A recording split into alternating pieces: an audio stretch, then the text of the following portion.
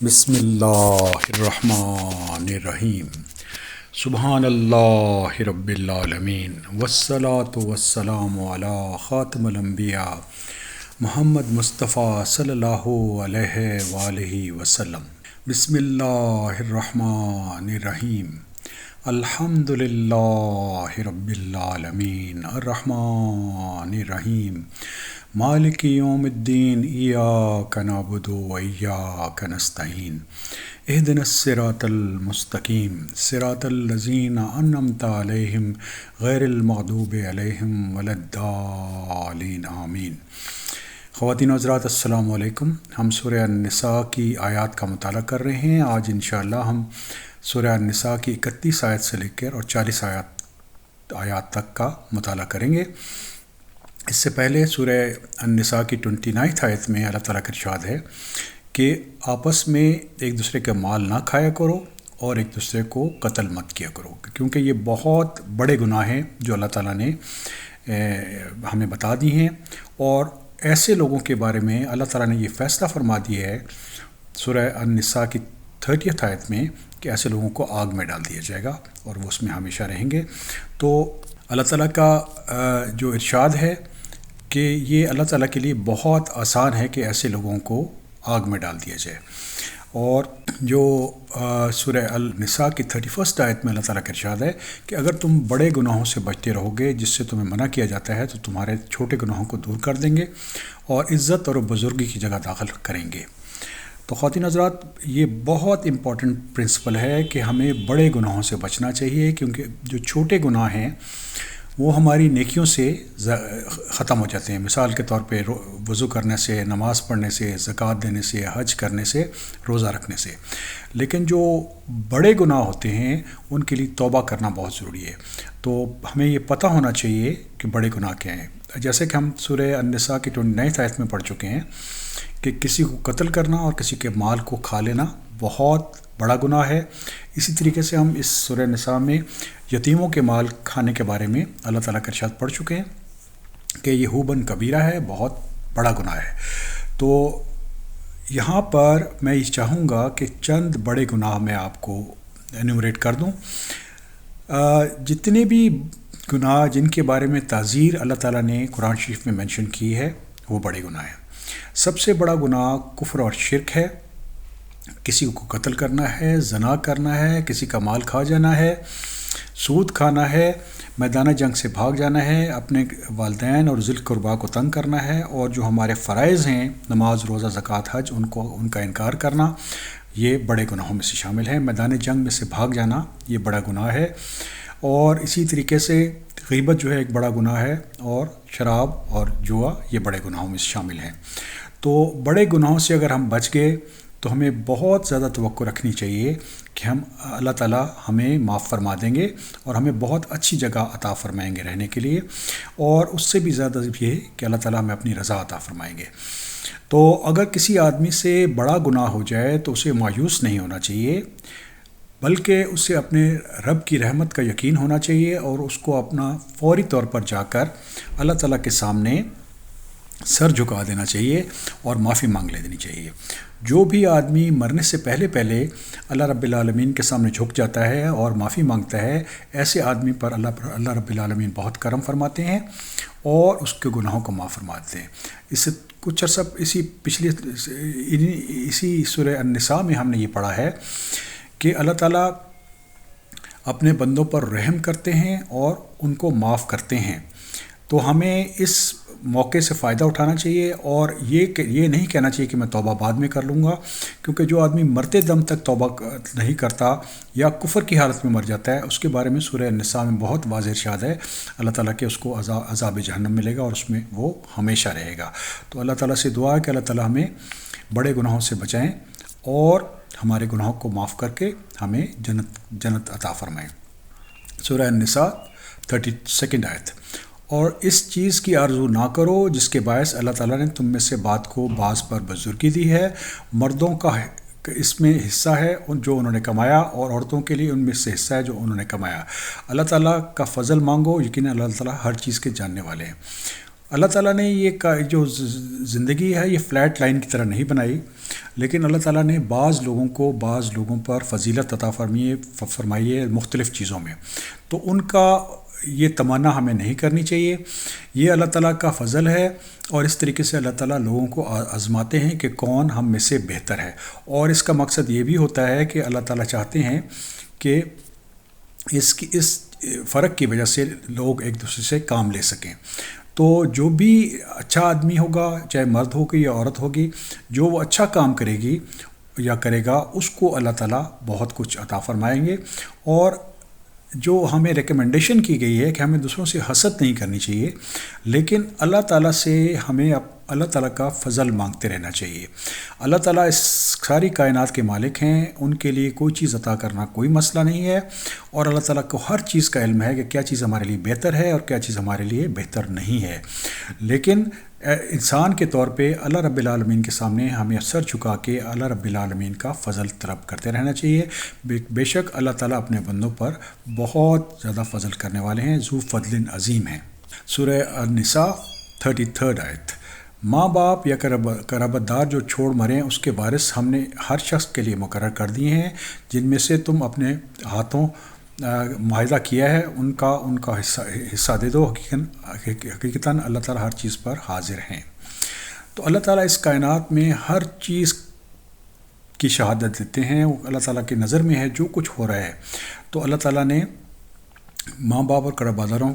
جو وراثت چھوڑتے ہیں ان کو ان کے وارث مقرر کر دی ہیں، اور ان حدود کی پیروی ہمیں کرنی چاہیے، کیونکہ ہمیں یہ پتہ ہونا چاہیے کہ اللہ تعالیٰ ہر چیز کے جاننے والے ہیں۔ سورہ النساء 34 آیت۔ مرد عورتوں پر حاکم ہیں، اس وجہ سے اللہ تعالیٰ نے ایک دوسرے پر فضیلت دی ہے، اور اس وجہ کہ مردوں نے اپنے مال خرچ کیے، بس نیک فرمانبردار عورتیں خاوند کی عدم موجودگی میں حفاظت الہی کی نگہداشت کرنے والی ہیں، اور جن عورتوں کی نافرمانی اور بددماغی کا تمہیں خوف ہو انہیں نصیحت کرو، انہیں الگ بستروں میں چھوڑ دو اور انہیں مار کی سزا دو، پھر اگر وہ تابعداری کریں تو ان کے لیے راستہ تلاش نہ کرو، بے شک اللہ تعالیٰ بڑی بلندی اور بڑائی والے ہیں۔ تو خواتین حضرات، اللہ تعالیٰ نے مرد کو عورت پر ایک درجہ عطا فرمایا ہے، اور آپ کسی بھی سوسائٹی میں چلے جائیں تو آپ کو یہ پتہ چلے گا کہ جو خاندان میں جو ہیڈ ہوتا ہے وہ ہمیشہ میل ہوتا ہے، کیونکہ یہ اللہ تعالیٰ کا فضل ہے کہ اللہ تعالیٰ نے ایک معاشرہ قائم کرنا ہے، ایک خاندان کا ادارہ قائم کرنا ہے، اس لیے اللہ تعالیٰ نے مرد کو یہ کام عطا کیا ہے کہ وہ اللہ تعالیٰ کے راستے میں اپنے خاندان پر خرچ کرے۔ تو خواتین کو اپنے مرد کی بات ماننی چاہیے۔ اگر کوئی خاتون جو ہے وہ بغاوت کرے تو اس صورت میں اللہ تعالیٰ نے یہ ارشاد فرمایا ہے، پہلی چیز تو یہ ہے کہ ان کو نصیحت کی جائے اور پھر الگ بستروں میں چھوڑ دیا جائے، اور ان کو مرد مار بھی سکتا ہے، لیکن وہ جیسے نبی کریم صلی اللہ علیہ وسلم کے ارشاد کے مطابق چہرے پہ مارنے کی اجازت نہیں ہے۔ اگر وہ تابعداری کا راستہ اختیار کر لیں تو پھر ان کے خلاف کوئی ایکشن نہیں لینا چاہیے۔ بے شک اللہ تعالیٰ جانتے ہیں، ہر چیز کا علم رکھتے ہیں، اور سب سے بزرگ و برتر ہیں۔ سورہ نساء 35۔ اگر تمہیں میاں بیوی کے درمیان آپس میں ان کی انبن کا خوف ہو تو ایک منصف مرد والوں میں سے اور ایک عورت کے گھر والوں میں سے مقرر کرو۔ اگر یہ دونوں صلح کرنا چاہیں تو اللہ تعالیٰ نے دونوں کو ملاپ کرا دیں گے، یقیناً اللہ تعالیٰ پورا علم اور پوری خبر والے ہیں۔ تو خواتین حضرات، یہ ایک بہت خوبصورت انسٹرکشن اللہ تعالیٰ نے ہمیں دی ہے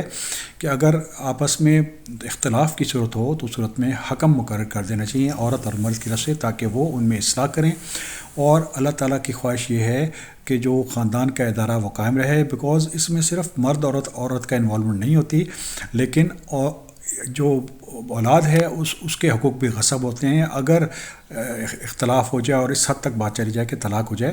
تو یقیناً اس کا بہت نیگیٹو امپیکٹ ہوتا ہے بچوں کے اوپر۔ سورہ النساء 36 آیت۔ اور اللہ تعالیٰ کی عبادت کرو اور اس کے ساتھ شریک نہ کرو، اور ماں باپ کے ساتھ سلوک اور احسان کرو، اور رشتہ داروں، یتیموں، مسکینوں، قرابت داروں، ہمسائے اور اجنبی ہمسائے سے، اور پہلو کے ساتھی سے، اور راہ کے مسافر سے، اور ان چیزوں کے مالک تمہارے ہاتھ میں ہیں۔ غلام اور کنیز، یقیناً اللہ تعالیٰ تکبر کرنے والوں کو اور شیخی خوروں کو پسند نہیں فرماتے۔ خواتین حضرات، یہ ایسی آیت ہے جس میں پورا دین کور کر دیا گیا ہے۔ آپ نوٹ کیجئے، سب سے پہلا جو حکم ہے اس آیت میں وَاعْبُدُوا اللَّهَ وَلَا تُشْرِكُوا، سب سے پہلے یہ اللہ تعالیٰ کے نے حکم دیا ہے کہ اللہ تعالیٰ کی عبادت کی جائے۔ اور عبادت خواتین حضرات it's a way of life, یہ 5 نمازیں نہیں ہیں، اس میں حقوق اللہ شامل ہیں، حقوق العباد شامل ہیں، گناہوں سے بچنا شامل ہے، صبر کرنا شامل ہے، اور سوسائٹی کو اللہ تعالیٰ کے احکامات کے مطابق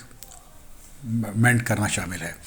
تو اس کے فوراً بعد اللہ تعالیٰ نے یہ ارشاد فرمایا کہ اللہ تعالیٰ کے ساتھ شرک نہ کرو، کیونکہ سورہ نساء کے 48 آیت اور 116 آیت میں ہم پڑھیں گے کہ اللہ تعالیٰ کا ارشاد ہے کہ میں شرک کو معاف نہیں کروں گا، ہو سکتا ہے میں تمہارے سارے گناہ معاف کر دوں۔ تو پہلی چیز جہاں سے دین اوریجنیٹ کرتا ہے وہ ہے وَاعْبُدُوا اللَّهَ، کہ سب سے پہلے امپورٹنٹ خلوص دل سے ہمیں اللہ تعالیٰ کی عبادت کرنی چاہیے اور اللہ تعالیٰ سے شرک نہیں کرنا چاہیے، کیونکہ اگر کوئی آدمی شرک کرتے کرتے مر گیا تو وہ اسٹریٹ اوے جہنم میں چلا جائے گا۔ اسی لیے شرک کو سمجھنا ضروری ہے۔ تو جو آدمی بھی تدبر کرے گا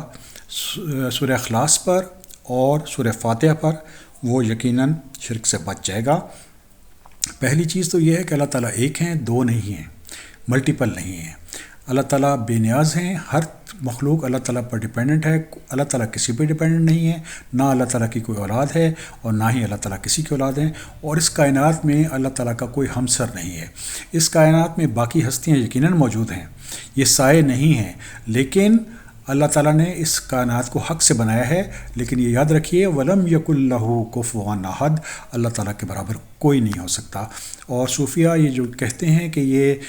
باقی کائنات سایہ ہے اور صرف اللہ ہی موجود ہیں اس کائنات میں، یہ بالکل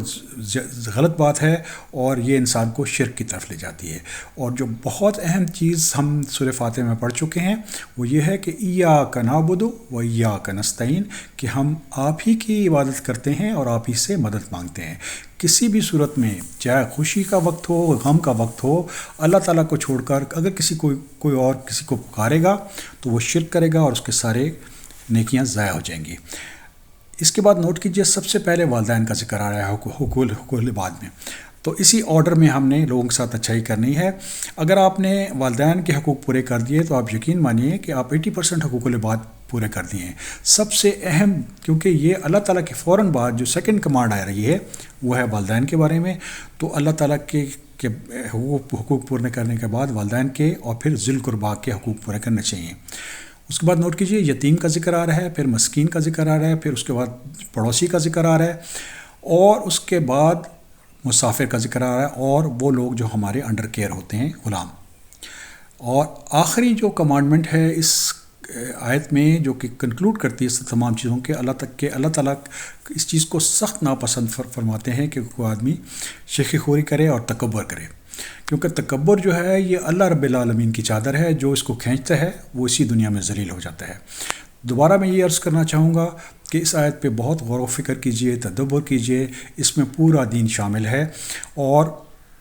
اس میں تمام عبادات شامل ہیں،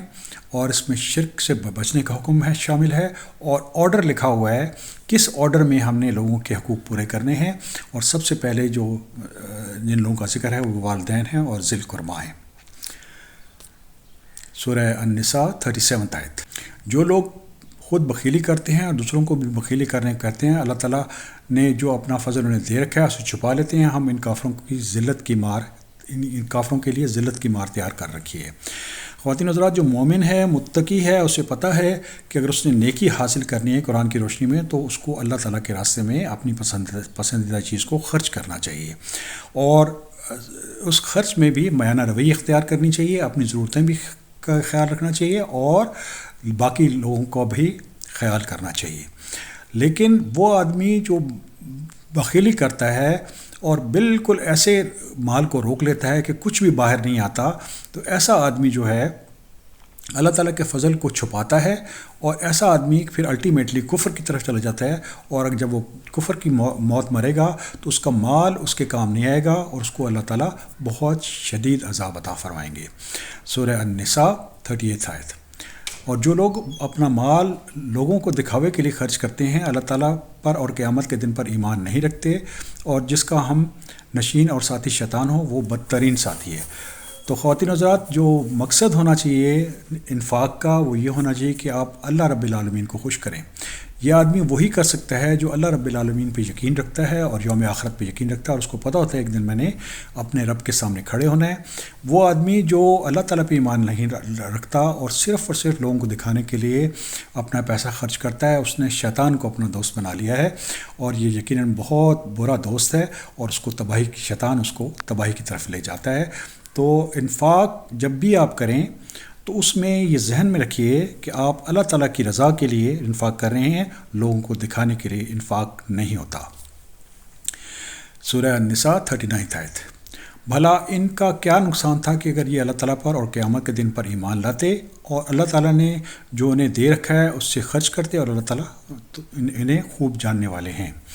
اللہ تعالیٰ کا علم اس کائنات میں خواتین و حضرات ہر چیز پر حاوی ہے۔ آپ جو کچھ بھی کریں، جو کچھ بھی انفاق کریں، وہ صرف اللہ رب العالمین کی رضا کے لیے کرنا چاہیے، کیونکہ الٹیمیٹلی ہم سب نے ایک دن اللہ تعالیٰ کے سامنے کھڑے ہونا ہے، تو اس دن ہم سے ہر چیز کا حساب طلب کیا جائے گا۔ اور جو آدمی جو ہے یوم آخرت پر اللہ تعالیٰ پہ یقین رکھتا ہے، اس کو صرف اللہ تعالیٰ کی رضا کے لیے انفاق کرنا چاہیے۔ سورہ النساء 40 آیت۔ بے شک اللہ تعالیٰ ایک ذرہ برابر بھی ظلم نہیں فرماتے، اگر نیکی ہو تو اسے دگنی کر دیتے ہیں، اور خاص اپنے پاس سے بڑا ثواب عطا فرماتے ہیں۔ تو یہ ایک پرنسپل جیسے میں نے پہلے بھی آپ سے شیئر کیا تھا، اور میں دوبارہ یہ عرض کر رہا ہوں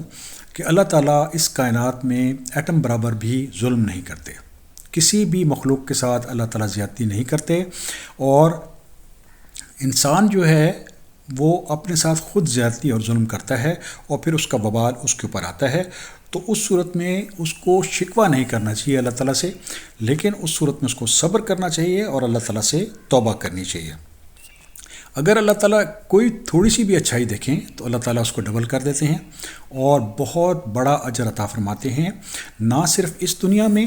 بلکہ آخرت میں۔ جو اصلی اجر ہمیں ملے گا اچھائی کا، وہ آخرت میں ملے گا، اور انشاءاللہ العزیز اللہ تعالیٰ مومنین پر اپنا کرم فرمائیں گے اور ان کو گناہوں کو معاف فرما دیں گے۔ الحمدللہ رب العالمین۔